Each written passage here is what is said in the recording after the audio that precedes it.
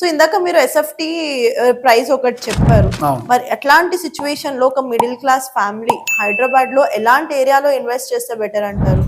ఒకవేళ 50 to 70 lakhs బడ్జెట్లో invest చేయాలంటే middle class family to the outer ring road. Outer ring road near by ప్రాపర్టీస్లో అయితే మనం ఆ ప్రైస్లో వచ్చే అవకాశం ఉంది.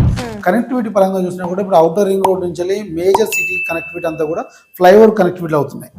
సో ట్రాఫిక్ ఇష్యూ లేకుండా ఏ ఇష్యూ లేకుండా మిడిల్ ఆఫ్ ది సిటీలోకి రీచ్ అయ్యే అవకాశం ఉంటుంది కాబట్టి దట్టు అన్ని outer ring road maximum metro connectivity కూడా పెరుగుతుంది కాబట్టి ఇబ్బంది ఏం లేదు. దట్ అక్కడ కూడా సోషల్ ఇన్ఫ్రా డెవలప్ అయిపోయింది. స్కూల్స్, హాస్పిటల్స్, హోటల్స్ ఇవంతా కూడా మెయిన్ ప్రైమ్ మనకి ఏది కావాలో అవన్నీ కూడా near by outer ring road వచ్చాక అక్కడ కొనుక్కోవడం బెటర్.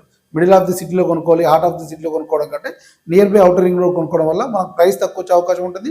అప్రిషియేషన్ కూడా విత్ ఇన్ 2 to 3 years పెరిగే అవకాశం ఉంది. సో ఈ గ్యాప్ లో మనకి గవర్నమెంట్ ఇస్తున్న ఈ హౌసింగ్ స్కీమ్స్ అయితే ఏమైతే ఉన్నాయో మరి అవి ఎంతవరకు జెన్యూన్ అంటారు? వాటిలో ఇన్వెస్ట్ చేయొచ్చు అంటారా? అసలు గవర్నమెంట్ వాటిలో ఇన్వెస్ట్ చేసే అవకాశమే లేదు. ఎందుకంటే ఎవరైతే లబ్ధిదారులు ఉంటారో వాళ్ళని గ్రౌండ్ లెవెల్లో స్ట్రీమ్ లైన్ చేస్తారు. ఎవరైతే లబ్ధిదారులు వాళ్ళకు లేదనుకుంటారో గవర్నమెంట్ యాజ్ పర్ రికార్డ్ ప్రకారం వాళ్ళకి హౌస్ ఇస్తున్నారు. సో దాంట్లో ఇన్వెస్ట్మెంట్ బయట వాళ్ళు చేసే అవకాశం లేదు. కాకపోతే ఏంటంటే ప్రధానమంత్రి ఆవాస్ యోజన పథకం కింద ఎవరైనా ఫ్లాట్ కొనుక్కుంటే వాళ్ళకి 2.5 lakhs సంథింగ్ గవర్నమెంట్ డైరెక్ట్ అకౌంట్లో వేసేస్తుంది.